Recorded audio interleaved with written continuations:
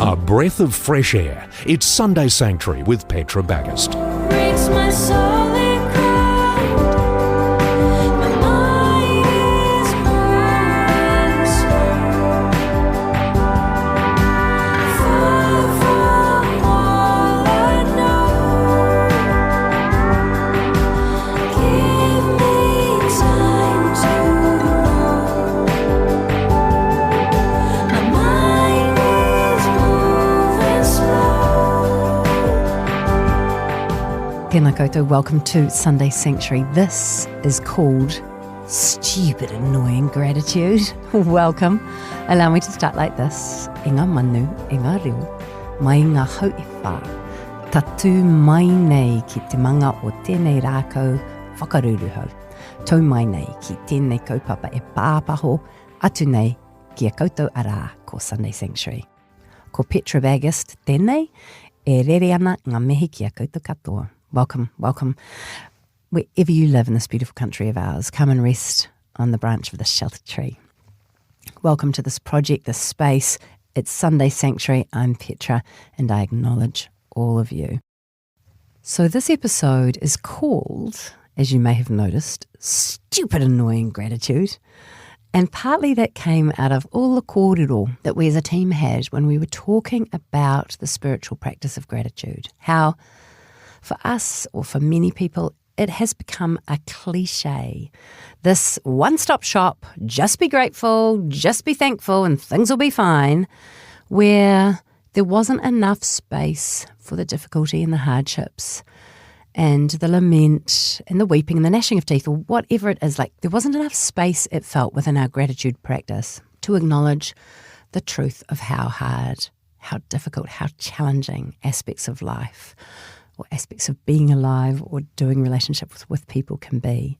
And so I guess even the popularization of gratitude, and I remember there were books about it and there were gratitude journals galore, and it was just be thankful and just practice. And you know, whenever you're told to do something too much, you just go off it. So I ended up with a bit of a bad gratitude attitude. And so in a way of using humour to take a fresh look at gratitude, we've called it Stupid Annoying Gratitude. And I don't know what your relationship with gratitude is, but mine was a bit meh. I'm over it. Partly because I know it's a good idea. And now because I'm not being grateful enough, I can feel bad about not being grateful enough. It's this thing I should be doing that I'm not doing. And so now I'm feeling guilty for not doing it. But preparing this podcast has been a little bit like discovering a beautiful piece of blown glass, like an object that's precious, that's kind of covered in dust and grime, and dusting it off and allowing the light to hit it from a different angle and seeing it brand new. Let me tell you a little bit about what we might dig into in today's episode. That in fact, gratitude is not just for us, that there's this expansive ripple effect nature of it. And you may or may not know that when you have depressive symptoms, when you're feeling low and down and things are heavy, that there's a diminishing of good things. And in fact, one of the good things that can be diminished is relationship satisfaction. So you might have a wonderful friendship or partnership or intimate relationship that is less satisfying due to how you're feeling within yourself. And expressed gratitude towards a partner literally raises the self-esteem of both parties. It's like over time, the gratitude in our relationships is this tool for enhancing them, like blossoming inside of a relationship, that when we say and express gratitude, we do what happens, it's called find, remind, bind. We start to, our brain turns towards this other person and we start looking for the things that we literally loved about them in the beginning. Maybe it's a friendship, maybe a family member, maybe it's even a work relationship, as in the relationship with the mahi that you do. And you're reminded and you find the goodness within it that is currently clouded by how we're feeling, which is very real and very raw, but is not the only story at hand. And so I want to just share with you one other thought. This is a quote from Emily Dale's Substack called Living in the Bucket. She overheard a phrase when she was working in her car one day of a surfer who was sitting on the bonnet of his vehicle, and he said, "I'm living in the bucket." He wasn't having a bucket list. Like before he kicked the bucket, he had this list he was going to do. He literally said, I'm living in the bucket. And to Emily, she said, to me, it means rejecting the whole idea of a bucket list and instead asking myself, how can I be more present, find more joy, basically have a better time in where I am right now, even if that place is somewhere kind of sucky, like a hospital waiting room. In practice, this looks like cultivating active gratitude for tiny things, many of them having to do with my cats. It looks like pulling my mind away from the mental grocery list to notice the trees on the drive to Starbucks, like putting my phone away more so I'm not so tempted to get lost in an infinite stream of mostly strangers' lives. It looks like choosing to take a walk instead of rushing to answer every email. It looks like prioritising the things that make me feel good now, alongside and despite all the obligations and responsibilities. So there's this sense of being grateful for little things in the moment and not having to deny any difficulty, but allowing gratitude to flow or bubble or just creep alongside gently. Right. We are going to have a look at heartbreak. We're going to have a look at gratitude in so many different ways, and I'm so looking forward to it. Time now, though, for a moment of awe. Awe, wonder, surprise, incredulity, admiration, marvel at the world we live in. It's Sunday Sanctuary with Petra Bagust. For awe this week, I've asked Sam to join me because he found this article by The Atlantic, published in June of this year, with the amazing headline, Scientists Found Ripples in Space and Time, and You Have to Buy Groceries. I love that headline. So good. What the scientists have discovered is that due to colliding black holes in the middle of our galaxy, they are sending out gravitational ripples that are only detectable over the span of 5 to 10 years, sometimes even more. Every single thing around us, you, me, the microphones we're talking into, the chairs we're sat on, everything is slowly moving and rippling to this, essentially to the pulse of these gravitational waves that are coming from way far away. Way far away. Did it take them like 15 years to 15 discover years, this? yeah, exactly. 15 years and a collaboration between 190 different scientists. Wow. And they're using massive radio telescopes in different spots all around the world. And essentially what they're doing is focusing these telescopes on 68 different dying stars. The dead core of these stars are spinning and emitting radio waves, which are generally super accurate and just consistent, and you could set your clock to them basically.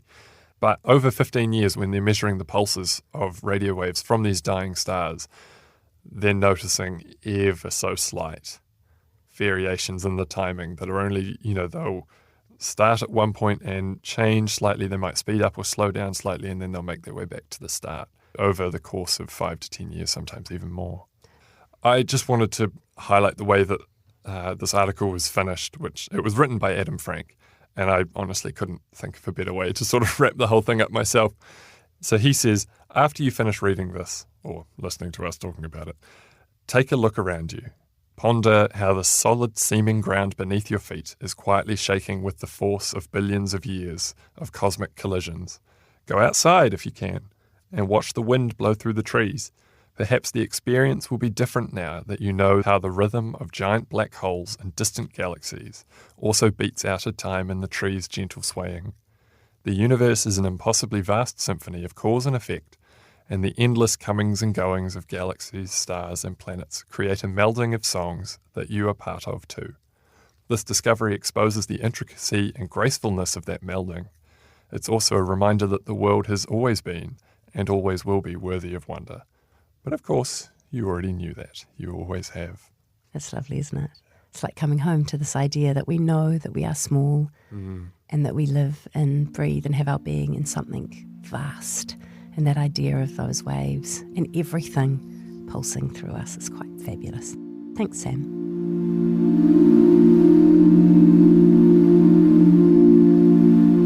Off the back of that moment of awe, allow yourself to be present for a moment and join me in an examen, which is a practice or exercise of reviewing traditionally, looking back on your week and then turning and looking forward to the week ahead.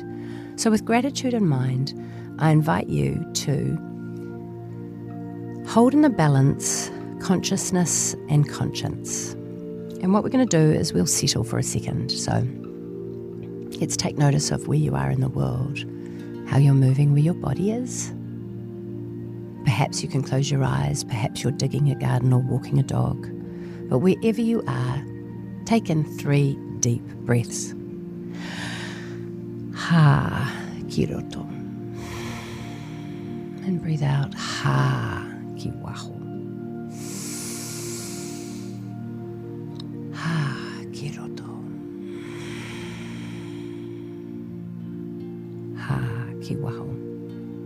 And as you breathe deeply, and then allow your breathing to return to its regular pace and rhythm, consider these words. We're going to go through them: relish, request, review, repent, resolve.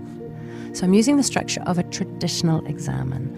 And again, this is an idea of where you are curious and noticing your consciousness is there something in your week that's just been that you can relish? Was there a moment, a taste, a sight, a sound worthy of relishing? Perhaps now you could make a request of yourself to be kind, to be open, to be gentle, to forgive, or a request of the divine, of God.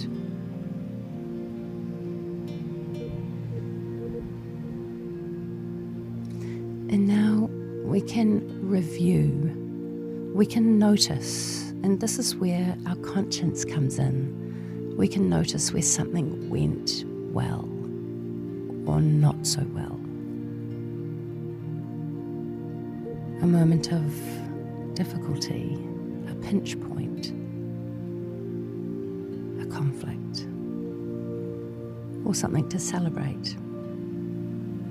And if there was some difficulty, some challenge, some conversation that didn't land in the way we would hope, we can repent, lay it down, let it go. Sorry. I would call that one relinquish just as much as repent, to lay the burden down. And now, turn your mind's eye towards resolution, to resolve, to be conscious of where you felt the presence of God or the divine in your life this week. If that presence feels loving, accepting, vast, wondrous, and good, then indeed it is the presence of God. If it is critical or niggly or picky, it is not. And let it go. Turn away from that. Draw yourself towards, where do I feel the presence of goodness in my life? And again, I invite you to breathe in deeply. Through your nose and into your lungs, deep into your belly. And then let that air go. And breathe in love once more, deeply. And breathe the love out. And again, fill your being with goodness. And release.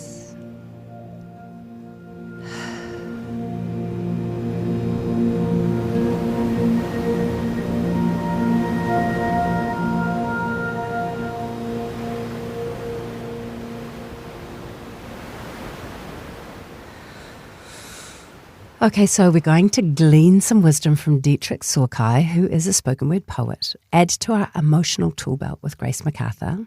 And first of all, I'm very happy to say I'm joined by mental health speaker and educator Julia Grace, who is soon to be published author. She's an award-winning singer-songwriter, was a teacher for 30 years, and has the best sense of humour. So, what better sacred text than a piece of satire, courtesy of Amy Schumer. This is a clip from Inside Amy Schumer, and I want you to picture 4 women sitting around on couches in a gorgeous house, all drinking herbal tea. The only thing my therapist said I'm lacking is empathy. Oh, well, same. Same. Yeah. Guys, I actually love the rain. It's so nice to sometimes just be like inside warm and cozy, you know? Oh my God, exactly. And can we just stop and acknowledge how incredible it is that we're all here together? Just be here, be present, breathe, gratitude. Oh, did I not tell you? I'm always really present now. I started about 6 months ago, so Wow, Yeah. good for you. Gratitude. gratitude. Brianna, can I just say your skin looks amazing? Aw, that's because it is. Thank you for my skin. Thank you for my voice. Oh, here I go. Well, you give that gratitude, girl. Feels so good, right? It does. Yeah, but really, have you changed products or maybe a little something else, if you know what I mean? I mean, I would never get anything done, but, like no judgments. I mean, this is a safe space. Yeah. You can tell us. You can. I'm not going to touch anything on my God-given face or body, but you do you, girl. Guys, no way. Honestly, no way. I am au naturel and filled to the brim with gratitude. Truly, that's what you see. It's just gratitude. Oh, bubbling over with nonstop balls to the wall gratitude. No question. Yes. Same, like gratitude. Yes. Same. Exactly. Yes. So I got something called the see-through smart laser. It just burns off the very top layer of the dermis. It's like not even a legal laser because it's so light. Because I'm just gonna gracefully rock into my old age with God's plan up there. Like whoever she is, I'm sticking with it, you know? Same. Honestly, same. Literally same. That's why I felt so comfortable getting these eyelash and hair extensions, because I'm not changing Goddess's work at all. I'm just adding to it. I love me. I just wanted to add more of me to me, you know? Yes, and that is the exact reason I got my calf implants. Gratitude. Gratitude. Gratitude. And Gratitude. What? How good is that? Your calves look sick. I didn't tell you. Your cars. Did I tell you?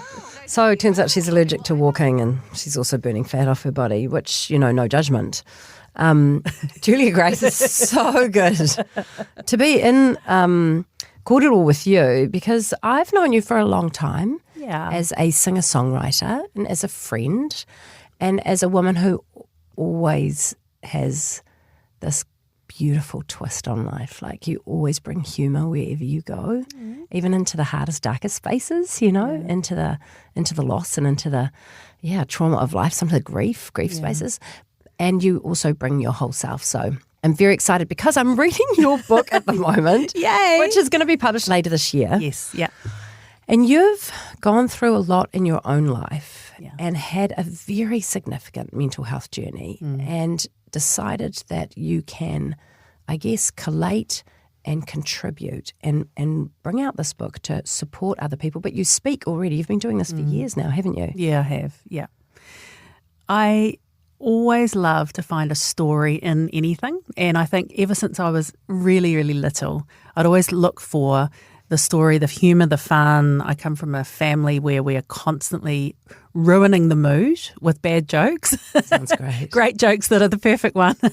And so I'm always looking for a story, and I love that word twist because we're looking for a twist on something. And whether it's actually breaking something down and going, actually, guys, let's talk, or building something back up and going, maybe there's something good in amongst the rubble that we can build back out of that. So I'm always sort of looking for those things. Okay, so it's a fair confession to say that when we decided to do this episode on gratitude, I was a bit like, all right, yeah, okay, fine. I love light and shade, right? But I'm just a little bit jaded about gratitude. I'm like, oh, whatever, happy, crappy, and I do get it, but maybe it was just a bit overblown. Yeah. I think it was oversimplified, actually. Okay. So when we were young, Petra, before, 2 years ago, before the turn of the century, I think gratitude was sold to us as a one-size-fits-all, one-stop shop, kind of just count your blessings suck it up, buttercup, you'll be fine. And actually, we have realised that it doesn't work like that. It's not a magic trick. There is no silver bullet. And so oversimplifying what is actually a really nuanced tool is probably not done it much service. No, you're right. And it's not probably useful to blame gratitude for the fact that we were invited. I think maybe in my faith community, we were invited to be happy about all the good things and to ignore and pretend maybe that the bad things weren't happening or pray them away. Yes. So then when there's no space for lament and grieving and frustration and anger and all those other good, gorgeous emotions, it makes it hard to just sing from the hilltops, hidey-ho, and here we go with gratitude. Well, what you've got is a bunch of people who are hiding, who are doing literally. So my first take on gratitude is it's not just pretending. It's actually something. Say it again. It's not just pretending. Okay. It's actually not Pollyanna just pretending everything is okay. But talk to me about that when you're like, okay, this is a good idea and I'm going to find 5 things I'm grateful for today and I'm going to write them down. What if it is pretending? Yeah. 5 might be pretending.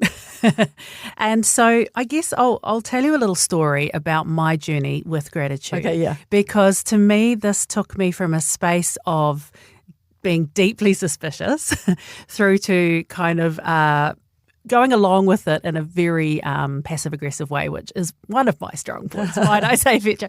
And then actually coming out the other side to look at the science behind why it did work in my life. So a number of years ago, I was deep in the valley of heartbreak, and I talked very openly about the situation. I'd found myself suddenly as a single mum, and I was going through probably the beginning, flows of a mental health journey that I wasn't probably recognising yet, but it was right there.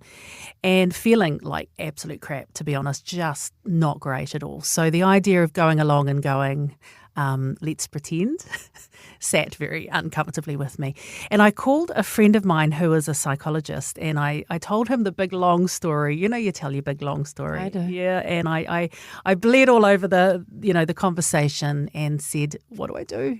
Hoping for aren't we all hoping for a fix? Yes, we are. And I said to him, look, what do we do? And he sort of stopped to me and he said, look, I actually want you to go and get yourself a gratitude journal and every day. No, I know. No, I will not get my Turn the mics down. So he said, get a gratitude journal. Now I was like, bro, did you not listen to anything I just said? Like, here's the magnitude of my problem. And this is one of your solutions, to be fair. And I was like, this is just stupid. Like, honestly, you call yourself a psychologist. You've got to be kidding. However, I was brought up in a very high control environment. So when a man tells me to do something, I do it. But I do it in a very passive-aggressive way. Okay. Yeah. So I went along with it on the outside, while on the inside just thinking, what an absolute load of garbage. So I went down to the local Paper Plus and I bought myself the smallest journal I could find. And I got this tiny little pencil, and with the worst attitude in the world, I grumped away to my house. And I remember on the first day, I thought, I'm going to do these, so reluctantly.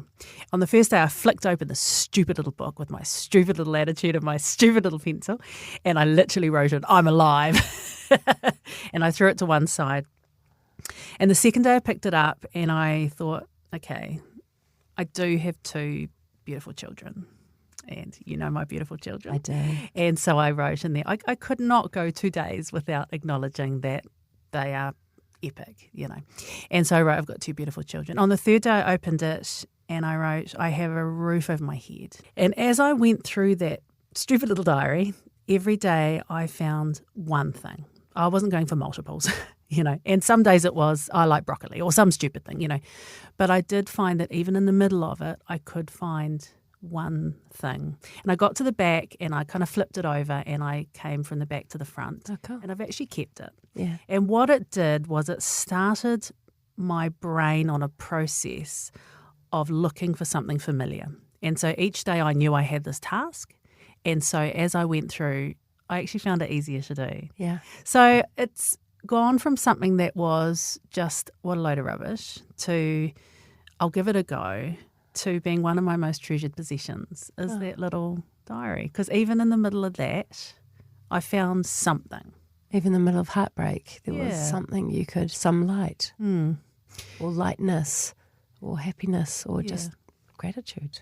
Well, I think we can all agree that there's always something. Yeah.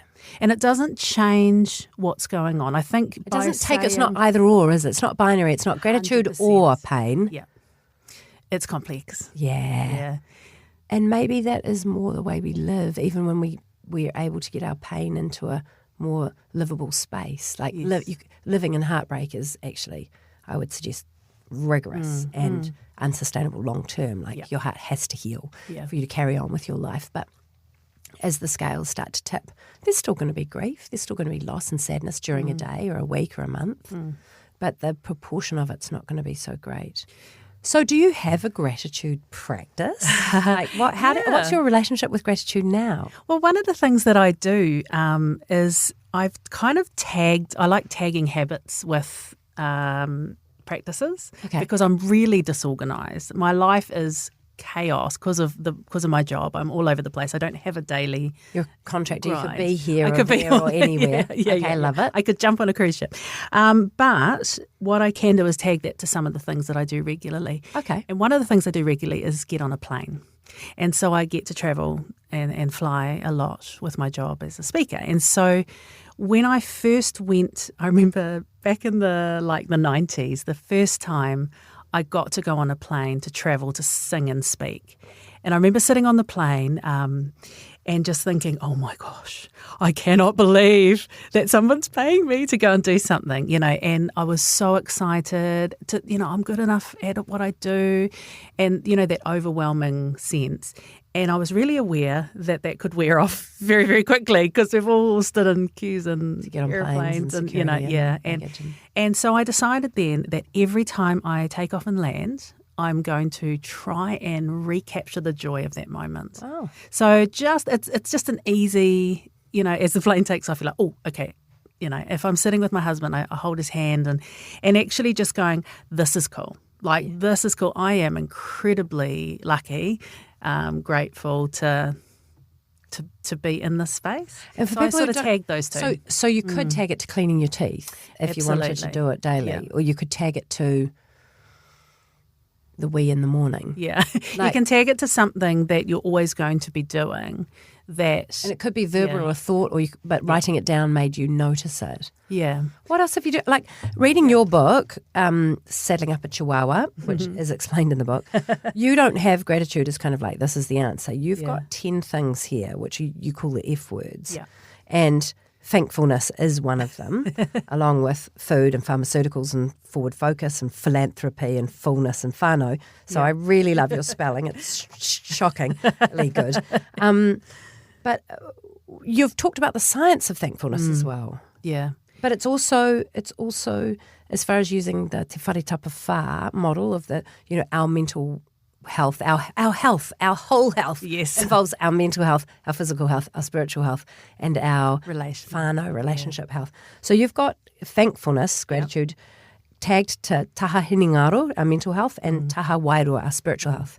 Can you tell me about the science of that? Yeah. So the beauty of it is that the brain highlights what it already sees. So it has a habit of going and looking for things that it already is aware of. So we all know this as frequency illusion. When you buy a new car, suddenly you Everyone's see... driving it. You're like, oh my gosh, so many of those on the road. There aren't any more on the road, but your brain will automatically do that. So when you begin to start looking, you will see more. That noticing will become really subconscious. So it's a neurological pathway, is it? Like 100%. creating a neurological pathway? Yeah, it is. It's just looking for it. It feels confident and comfortable looking for those things, and you're just going, oh. So when you start a gratitude practice, you will, like scientifically and neurologically, find yourself finding it, because that you've created a problem for your brain to solve. So your Brilliant. problem is go look for stuff to be grateful for, and you will. And what if you start and then you just peter off? What if you just like get, Well, like oh I didn't do it today. I cleaned my teeth and forgot to. yeah. Well, the other thing that I love to use is it's a practice, not a perfect. we give it a go. Yeah. I am the queen of the restart. I'm such a let's burn it all down and start again, because then you get compliments. You know, if you come in looking terrible, if you come in looking good every day. Right. Nobody cares. But come in Nobody looking cares. awful, and then the next day they're like, man, you Knock look their good. socks off. So in that Amy Schuller bit where she goes, I'm present now, I started 6 months ago. That's not what we're aiming for, eh? There's no being present for 6 solid months. There's no gratitude without, a little bit of grace for the fact that it's today I haven't found it. Absolutely. And even though it's a practice, you might do for a while, I don't continue to have a journal. That in that time was really important for me. So that was a season. It was. And when I'm talking to people who want a little bit of a kickstart, a little bit of an invigoration, then that could be a practice that they might want to throw into the pot. Okay. Yeah. Now, you're a singer-songwriter and you brought your guitar in. Yeah. So would you play us a little something? I'd love to. I have a little song called Thanks to You, which is for my dad. And I actually love this idea that it's complex. I have the most incredible dad, an amazing relationship with him, but it hasn't always been easy. It's been complicated. It's been human. Yeah, exactly. Had highs and lows. And as I drove in today, I drove past this little place on the corner called Seiko Bearings, which is where my dad used to work. No. And we used to drive through, and I felt this incredible loyalty to Seiko because he spent so many years telling us that Seiko rules. Yeah. SKF is the competition, and he would make us boo and hiss as we drove past. I don't even know what they do, but I hate them. And so this, just a little chorus, I'll just sing a little snippet of the song, talks about the fact you've been looking at me for all these years and it's time to get used to the view, you think, because there's a part of me that's always going to be thanks to you. So this is for the complicated and beautiful relationships with our dads.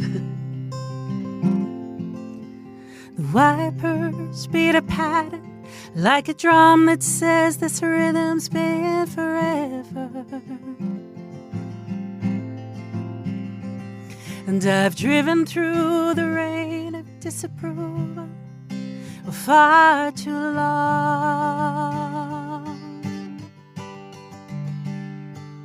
I appreciate the sentiment. I know you only want to save me heartache. But there's one thing that I wish that I had said to you without it going wrong. You've been looking at me for all these years, and it's time to get used to the view. 'Cause there's a part of me that's always gonna be thanks to you.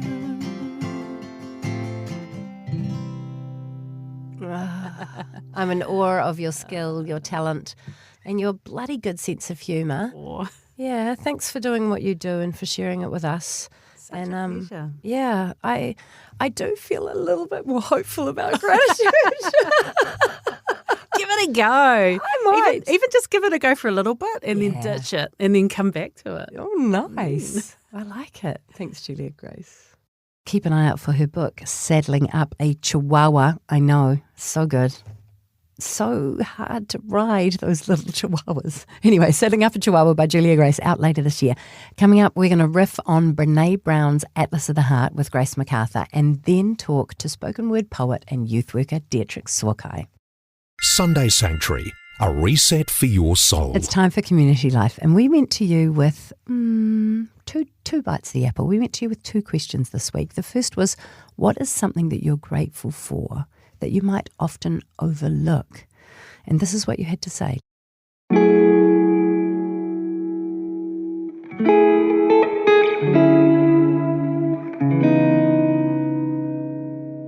He said, I'm grateful that I don't have to worry about not being able to feed my children. The love around me and the little things people do and say, said Katrina. My sons, and that I am capable of forgiveness. It's pretty beautiful, Amanda.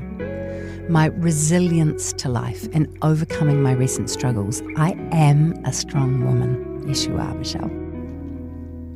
Steph said, being able to WhatsApp my 86-year-old grandma who's back home in Singapore.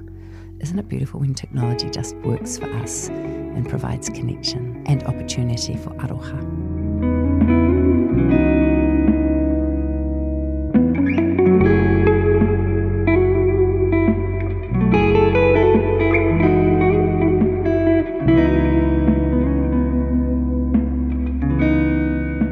And our second request was, tell us about something you never expected to be grateful for. Kimura says, breaking my ankle 5 months postpartum. I can do anything now that I've been through that. Kay said the pandemic, it put a halt to my husband's ridiculous travel schedule. That's a silver lining. Libby says, sober, single, and found freedom at 67. God bless you, girlfriend. Melanie said, pain. Lee said health, life, being alive at a young age after a major medical event. And Erin said silence.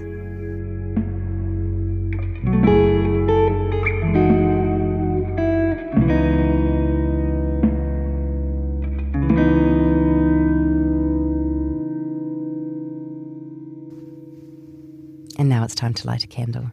For those of you that know, I will often be found lighting a candle in my own office to say, hello, here I am. But today, I light a candle for those who struggle to find the small things we can be grateful for. And because I've got 3 wicks, I light a candle for those whom thankfulness flows out of like a river. And I light a candle knowing that tomorrow will hold something small to be grateful for too. And it smells really nice. Sunday Sanctuary, your mug of goodness. Kia ora, it's time for that part of the show that you all know and love called. We need music for this part of the show. Atlas of the Heart. Do you know your way around your heart? So here we get to increase our emotional vocabulary, and who better to do that with than the rather beautiful Grace. Grace McArthur, good morning. Hello. Hello. I was going to say, who better to do that with than Brené Brown? So Through good. me. Awesome. Yeah. So we're talking about gratitude Indeed we are. this episode. And I know that there's a lot. I was thinking about it. I was like, there's so much out there about gratitude that it can be sort of, I feel like I sort of switch off. I'm just like, I know that being grateful, we're supposed to do it. You know, old news, don't care. But I came to this part of the book trying to look for a new aspect of it that I hadn't thought of before, which is what Brené Brown often delivers. And so the definition that she uses is that gratitude is an emotion that reflects our deep appreciation for what we value, what brings meaning to our lives, and what makes us feel connected to ourselves and others. The key bit there is that it's the deep appreciation. That's nice. Deep appreciation. Yeah. Deep appreciation of what we value and who we're connected to. Yeah. And what brings meaning to our lives. Okay. But she sort of goes into how when something good happens, maybe we get a new job, go to a fun party, we enter a new relationship, like whatever it may be, there's lots of positive emotions that go along with that. Or if there's something we've been looking forward to for so long, or something we've been saving up for, or whatever, we get the thing, we do the thing, it's very exciting, we feel happy, all those lovely positive emotions. But then that can wear off pretty quickly. Our emotions love novelty and newness, and those positive emotions can wear off, and then all of a sudden, it's not bad, but it's just not bringing those emotions like it used to. It's not as exciting anymore. We kind of start to take it for granted. Okay. So the idea is that gratitude allows us to continue reaping the benefits of those positive things in our lives. Oh, I like it. Yeah. So it's like extending the goodness of those things that we know are good, but they sort of wear off after a while. It's like season 2. And then season 3. Yes. And then season 4. Yeah, you keep going. So the quote that I loved was, instead of adapting to goodness, we celebrate goodness. So you basically revisit the goodness. Yeah. Remember, recall. Actually, and maybe even you can, like, rather than going, oh gosh, I have to remember to deeply appreciate la la la. I do have a story where I got a car that was new for me. It was very exciting. I was so thrilled. It was a demo car, and we bought it for our burgeoning family, and everyone could fit their legs in the back. And this was a car that I was very excited about. And I asked the guy I bought it off, I said, how long do people generally appreciate a new car for? And he said, about 3 months. You're excited for it about 3 months. And I went, I'm going to smash that. I am going to break that record. And I remember like thinking, I can make a year. And do you know what? I appreciated that car and was sorry to see it go. It was somehow almost like the decision made me grateful for that car in perpetuity. I just loved that car because I decided I would choose deep appreciation, I guess. Yeah, and you don't have to wait for, I think people often wait for something bad to happen to then be grateful for what you have. You know, you see a horrible story of someone who's lost someone or something, and then that makes you grateful for what you have. But then it means that there's all of these things in our lives that we can be feeling deep appreciation for that sort of just go unnoticed, or we don't get the benefits of them. And we may feel fine, but we could feel better. and she sort of talks about how, like, yes, gratitude is an emotion that we can spontaneously experience. You can have those moments where just without even thinking about it, all of a sudden you just feel filled with gratitude. But if we want to experience this celebration of goodness, like, to celebrate is an active thing. It doesn't just, you don't just celebrate spontaneously. Celebration is something you sort of choose to do. Plan. You choose to throw a party. You choose to, yeah. So it's turning it into a practice, which is nothing new. We know that gratitude is a practice, but maybe this can sort of change how people are thinking about it. It's not like you have to sit down and think about, or for some people it might be sitting down and thinking about the things that they're grateful for. But for other people, it might be thinking about one thing and going, how can I celebrate that thing, that goodness in my life, and relish in it over and over again in different ways. It's nice. I'm going to try it out. So I'm going to try it. You've convinced me. I'm convinced. Great. Grace McArthur, thank you so much. I feel like I know my way even better around my heart now. Thanks to you and Brené Brown. Thank you.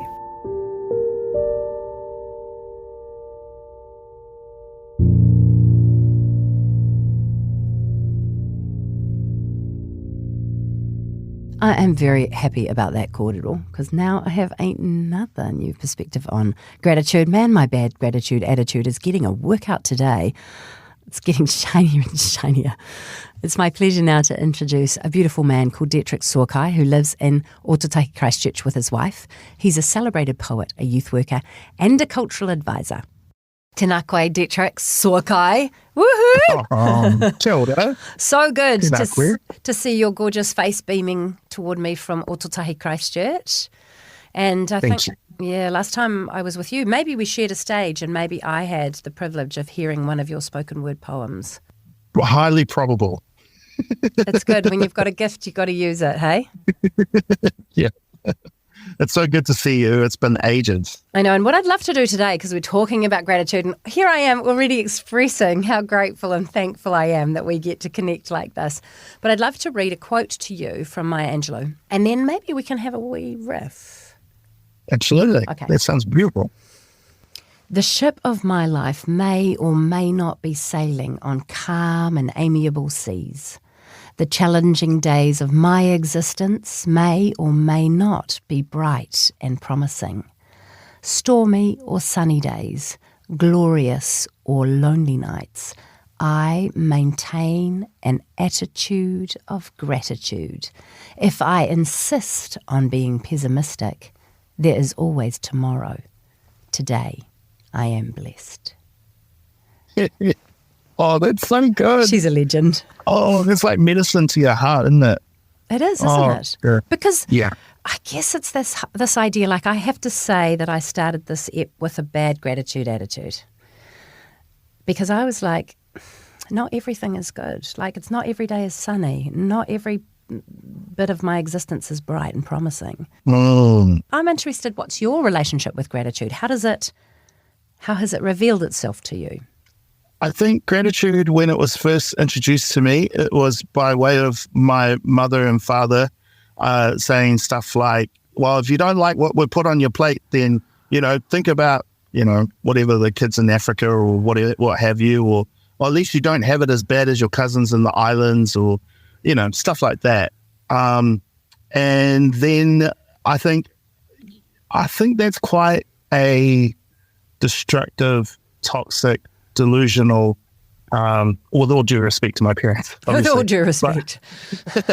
But my lived experience has sort of shown me that it's actually quite destructive and delusional because it refuses to acknowledge the suffering or the pain or what have you that someone is experiencing in the now. And I think, I think from where I'm sitting, sometimes we can do that, right, throughout life. We can say, you just need to be grateful because positive thinking, essentially. Yeah. You just need to be grateful and it will make everything. Yeah, and that's just not helpful. And where I've kind of, I went through a really bad time in my life, and I don't know why I'm laughing. It wasn't funny. It was actually really hard. It was a failed engagement. It destroyed me. And I remember just sort of being in the space of absolute sadness and lost, and it was discombobulating. It was really tough. And I remember going to like a meditation thing, and the guy was sort of taking us through this guided meditation. Got your eyes closed and you're breathing and all of that stuff, and it sort of got us to start thinking about gratitude and exhaling gratitude. I just remember being in a really dark place, and just that was not something I wanted to do. I did not want to be grateful for anything because that was far from what I felt. However, there was this point in the breathing and that experience that I began to, instead of holding my experience with like anger and frustration, which actually was a very valid response, I just noticed that the more I did that, I was kind of being held captive to what was happening in me. And as I began to be, to explore what gratitude could look like, I think more importantly, it helped me to become more accepting of what is. I think gratitude, at least in my experience, becomes a doorway to a form of reality that sort of helps me just to confront, like, oh, this has happened. But then that this pain that I've experienced or suffering or what have you could actually have some utility to it. If I would be daring enough to perceive it with that it could invite me into something deeper, into something richer. But all of that kind of comes through the doorway of being of gratitude. And again, I hope you hear me now. I'm not trying to say that it's about positive think and about, just be grateful for a whole bunch of stuff and shoo away the hard stuff. I feel like there's a depth to gratitude where it actually lands on a form of acceptance and acknowledgement and reality, as opposed to maybe a more toxic form of it, which is being delusional and self-denying, if that makes sense. This is what they do, eh? They click fingers. When you agree in a spoken word, like I am, I've got the fingers clicking for you, sir. And I love that you even reiterated that we're not shooing away the bad. Because when you were describing gratitude as a doorway and that it led to acceptance, I would even say potentially peace, but you were talking about a way to a form of reality. I see a room that's wide and broad and has space for me to breathe and grow and learn in it. That it might be, gratitude might be almost like a little doorway, but on the other side of it is space for expression of all the feelings. And I loved your talking about breathing in and out gratitude. And I've probably shared it already on this podcast, but I remember doing a lot of love in and a lot of love out when I was practicing yoga one day, and the yoga teacher said, okay, breathe in a lot of love. And I thought she was going to say, and breathe out the hate. Okay, a lot of love in. And I'm like, yeah, and we're going to get rid of the bad stuff. And she said, a lot of love out. And that exchange was profound for me. It's like, can I breathe gratitude in and out? Can the exchange be mutually beneficial? Not denying the difficulty. So I love what you said about gratitude as a doorway to acceptance. Oh, thank you. Very kind. Ooh. And I feel like, I like that you said spaciousness, because I feel like there's different, again, just to get real philosophical and poetic here. Yes, please. I feel like,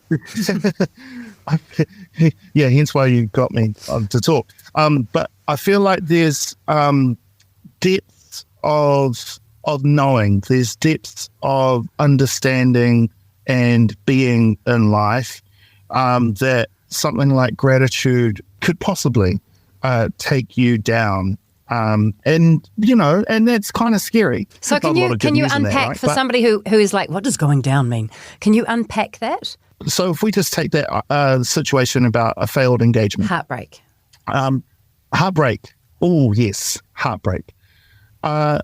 Going down means going toward the breaking. It means confronting, and not in a bashful, confrontational way, but I mean in the sense of looking into its eyes and choosing to be there and to show up for self. Going down means being courageous and willing to explore the parts that are really, really painful. But in that, I feel like that's what gratitude afforded me, was a pathway into that stuff. That, actually, thank you, because I feel like there is some lessons about self in all of this mess and heartbreak and disorientation.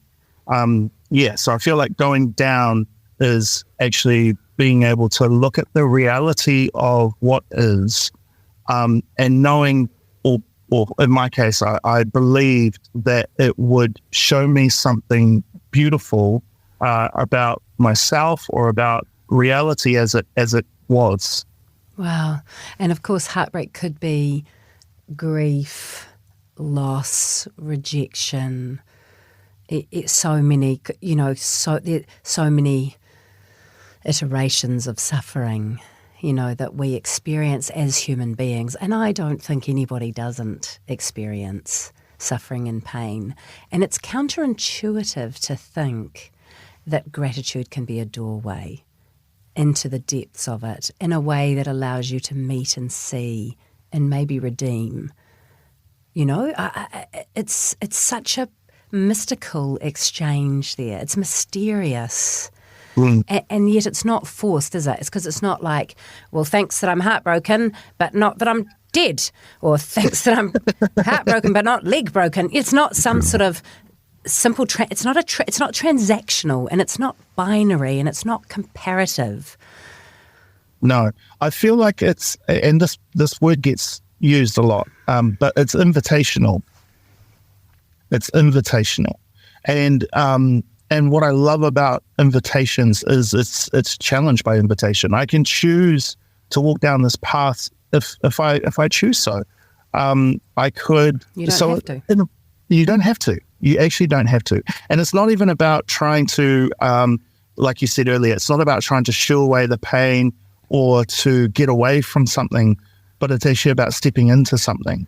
And really, I think you said it too, like finding a sense of peace in the midst of the chaos.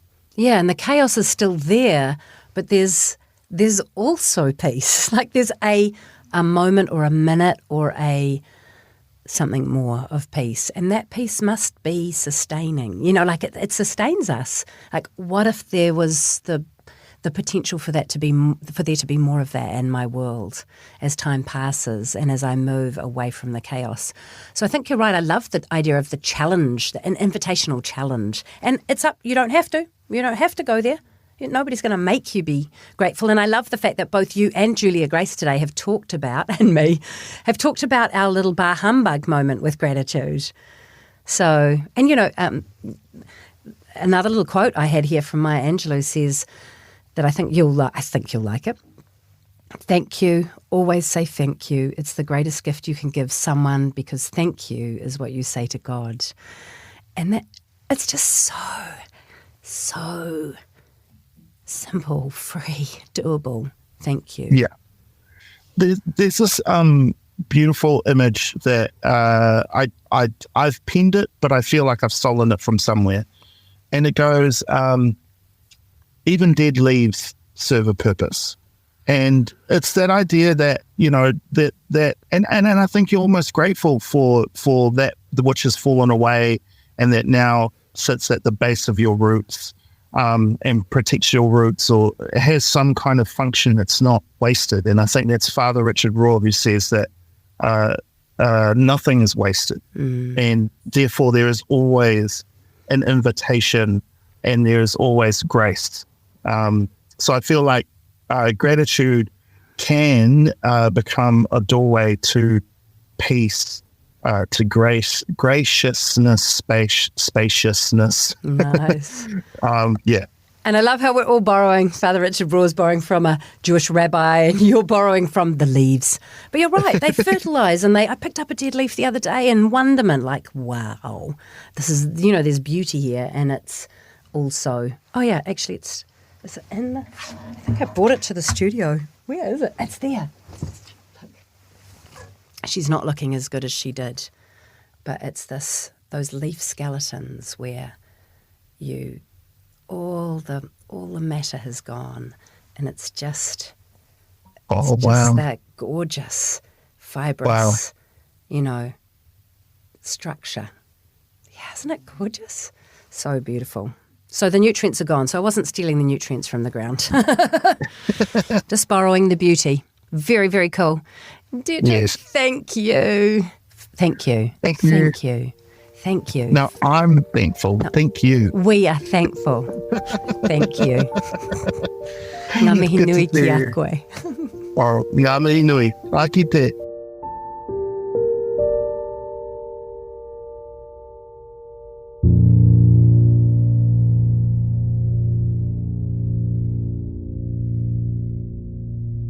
Now, in just a moment, we'll wrap up our time together with communion, and we'll finish with a benediction or a blessing.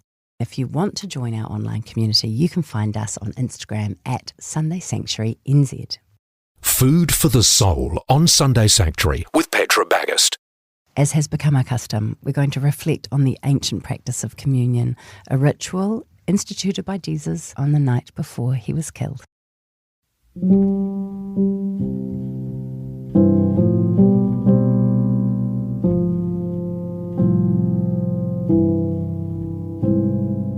When we come to the table of Holy Communion, one of the things we're embracing is gratitude. But it's not an insipid gratitude that looks at all the tapestry of human experience and flattens it out by trying to push everything through the lens of, hey, look on the bright side of life. Instead, it's a gratitude that steps into the grit of suffering and pain and acknowledges a deep presence that has room for all of who we are, wherever we are at. Whatever you think of God, the Christian understanding of Jesus tells us that in him, God suffered. God experienced human suffering, and in doing so is able to be present in our suffering. So we come to the table of Holy Communion grateful for that presence that does not leave us alone, even though pain and suffering can leave us feeling isolated and lonely. It's a gratitude that doesn't demand that we feel great, that we paint a smile over the struggle, that we put on a happy facade. It's a gratefulness that simply acknowledges that because of that presence, we can keep going. One foot in front of the other, one breath and then another. We are not alone. And if we are not in the tunnel of pain and suffering that can sometimes be all-consuming, because we believe that at that table we commune with God, the source of truth, beauty and goodness, then it's a gratitude for the chance to be reminded that truth, beauty and goodness are ever present. A renewed chance to put on the lens that sees these things in the world around us.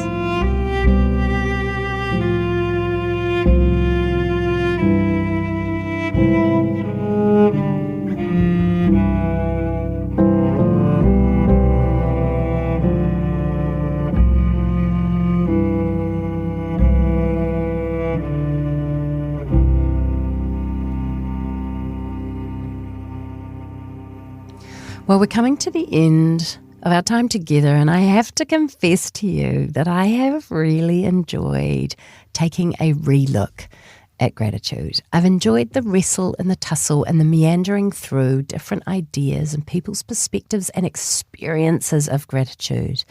And essentially I've been reminded that this is one of many ways that I can increase the peace and life and the joy, I guess, of my life in whatever space I find myself in. So I've enjoyed in this recent health journey I've had, where I've actually been fighting a low-grade lung infection for 8 weeks, of pausing long enough to be grateful for something even while feeling unwell. In the slowing and the noticing, in, I guess, the ease of the small things. Oh yeah, I am thankful for this. I do feel grateful for this. And so I'm going to leave you with a benediction today. Of course, we love it when you rate us 5 stars on Apple or post a review, whether you share this podcast with somebody who you think could do with a fresh gratitude attitude like I could. But I think my favourite take home from our time together will be the power of gratitude to change and meld my relationships, but that perhaps I need to offer it to myself first, and then I'm giving out of something I've got rather than giving out of an empty bank. Let me finish with a benediction. Our episode was going to be called Spiritual Practice of Gratitude, but cleverly we changed it to Stupid Annoying Gratitude, and this was written by Sam Donkin and myself. May we embrace all occurrences, bad and good, jubilant and playful, with a simple acknowledgement. This is, in minutes large and small, allow us space to slow and reflect. Ngā mihi, dankeschön, danewad. Help us spot flickers of gratitude, catch them by the tail and hold on as life holds on to us and we find ourselves holding back. Whaawhitai, Efcharisto, gracias. I acknowledge we are not required to find or make up gratitude for all bad things that happen to us and our loved ones, and also acknowledge gratitude to be mysterious, tugging us away from darkness and despair. Merci, shukriya, kopkunka. We stand open to knowing peace from tasting gratitude hidden in plain sight. Vinaka, shasha, grazie. We acknowledge God. Finding this gratitude and peace is a gift from you. For all those times that looking for gratitude feels profoundly stupid and annoying, we say, Shukran, obrigado, malo, thank you.